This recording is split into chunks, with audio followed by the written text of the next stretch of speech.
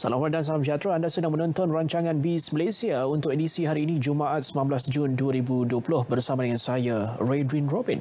Selain bersiaran di TV1 dan juga saluran berita RTM, anda boleh saksikan BIS Malaysia secara langsung di Facebook Live dan juga YouTube BIS Malaysia. Dan seperti biasa, kita mulakan terlebih dahulu dengan perkembangan ekonomi negara. Syarikat berkaitan kerajaan GLC memperkenalkan beberapa inisiatif bagi membantu perusahaan kecil dan sederhana PKS serta syarikat mikro yang terjejas akibat COVID-19. Ini termasuk menawarkan option pembiayaan kewangan yang dapat menjamin kelangsungan serta aliran tunai PKS dan syarikat mikro terlibat. Syarikat telekomunikasi multinasional tempatan Axiata antara GLC yang tampil menawarkan pembiayaan mikro patuh syariah melalui platform digital yang dikenali sebagai Aspirasi. Dengan dana keseluruhan berjumlah 150 juta ringgit, syarikat yang layak akan mendapat pembiayaan dalam tempoh 48 jam dengan proses kelulusan mengambil masa hanya 3 minit.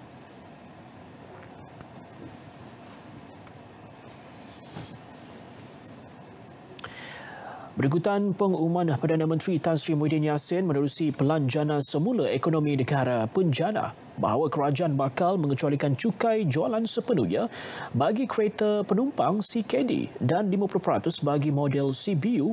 Harga kereta penumpang dijangka menurun. Sejauh mana inisiatif penjana ini mampu melonjakkan industri otomotif? Kita bersama dengan Akmal Hafiz Ruslan dalam Bual BIS.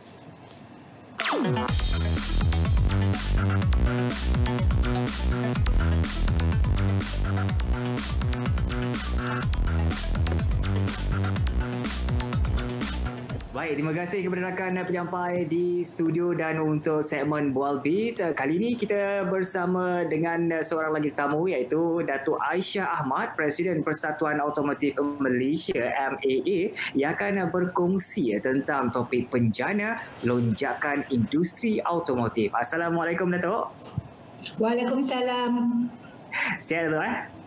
Sihat, Alhamdulillah. Alhamdulillah. Dan Datuk, kalau kita lihat dalam sektor ataupun dalam kategori industri automotif, mungkin sesuatu yang baik ataupun waktu yang terbaik untuk para pembeli ini. Jadi kita nak tahu inisiatif penjana bagaimana ia memberi impak kepada industri automotif dahulu.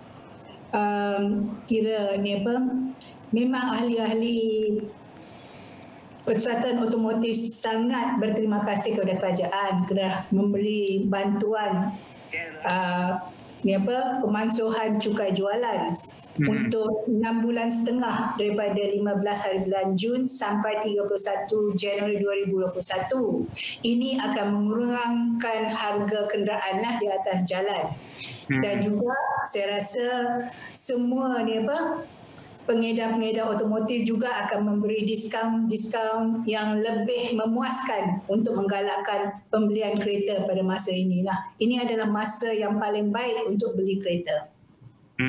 Baik, memang sangat-sangat menarik. Tapi kena ingat tempoh yang diberikan hanya 6 bulan setengah sahaja. Jadi peluang untuk mendapatkan harga yang boleh meringankan beban para pembeli. Jadi kita nak tahu juga ni bagaimana ataupun sejauh mana insentif yang diumumkan dapat meringankan beban pembeli kereta, terutama sekali dari segi pengurangan harga kenderaan seperti mana yang Datuk kongsikan tadi itu, ataupun ada perkara-perkara lain yang boleh meringankan beban para pembeli.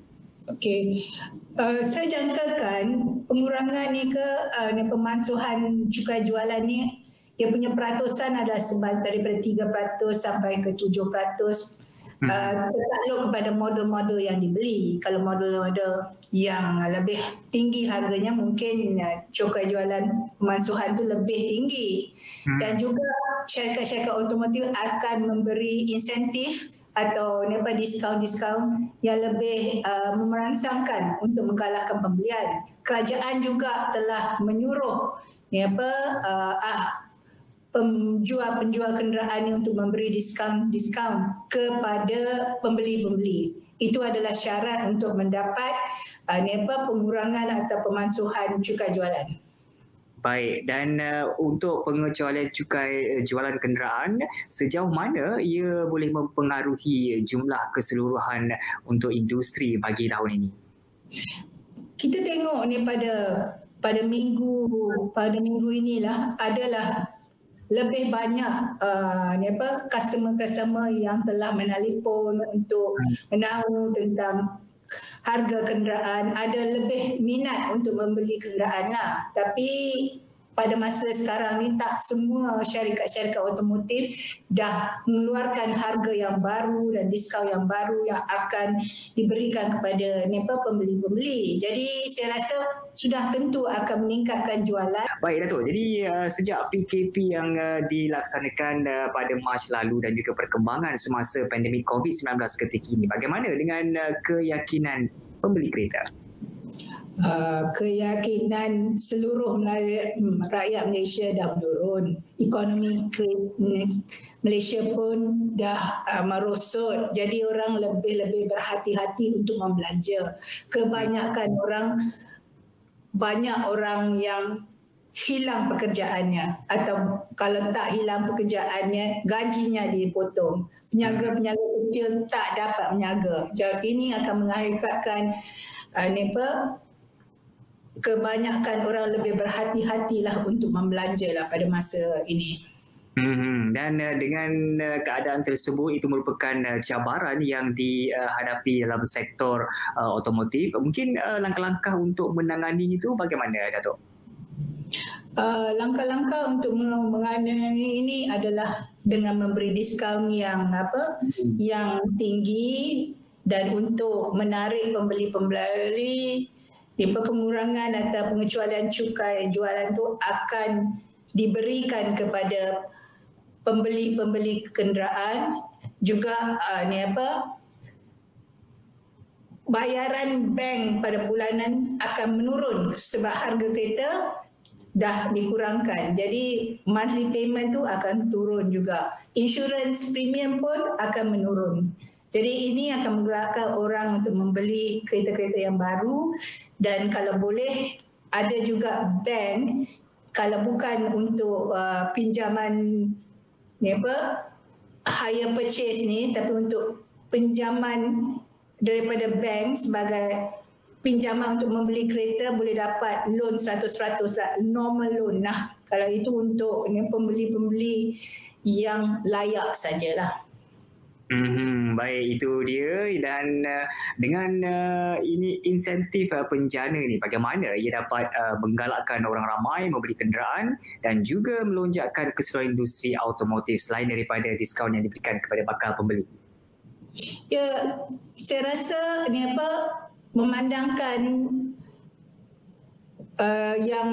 tempoh untuk mendapat diskaun ni adalah hanya 5 bulan ya. Jadi jangka masa pendek. Jadi kebanyakan pembeli mesti membuat tempahan pada masa ini. Selepas itu harga kereta akan meningkat. Jadi ini menunjukkan ini adalah masa yang terbaik untuk membeli kenderaan pada masa ini. Juga kita kena tahu sekarang ini harga mata wang Malaysia berbanding dengan mata wang luar negara itu kita dah menurun. Jadi pek-pek baru yang akan dikeluarkan harganya akan meningkat sebab dia punya kos daripada luar negara akan meningkat kerana kita punya mata wang menurun. Jadi kalau pada masa jangka yang lebih lama lagi, kemungkinan harga-harga kereta akan meningkat. Baik, itu dia, dan semoga kita harap perkongsian ini dapat memberi manfaat kepada seluruh masyarakat tentang untuk melonjakkan industri automotif. Terima kasih kita ucapkan kepada tetamu kita, Dato' Aisyah Ahmad, Presiden Persatuan Otomotif Malaysia MAA, yang telah pun berkongsi tentang penjana lonjakan industri automotif. Terima kasih, Dato'. Sama saya galakkan semua pembeli-pembeli untuk membeli kereta pada masa ini. Dalam tempoh 6 bulan setengah ni, rebutlah peluang yang ada dan juga pastinya ia dapat meringankan beban perbelanjaan untuk ansuran kenderaan juga. Betul kan, Dato'? Betul. Itu. Bukan itu. Harga insurans pun akan menurun sebab harga kereta turun. Ya, betul. Baik, sekali lagi terima kasih ucapkan kepada Dato' Aisyah Ahmad dan juga kita kembali bersama rakan penyampai di studio. Bursa Malaysia dibuka rendah hari ini dengan indeks utama mencatatkan prestasi dagangan di bawah paras 1,500. Berikutan aktiviti penjualan saham berwajaran tinggi terpilih. Kaunter rugi mengatasi kaunter untung sebanyak 167 berbanding 162, manakala 224 kaunter tidak berubah. 1,398 kaunter tidak diniagakan dan 37 yang lain digantung. Kita bersama dengan pengurus dana PNB Investment untuk laporan penuh.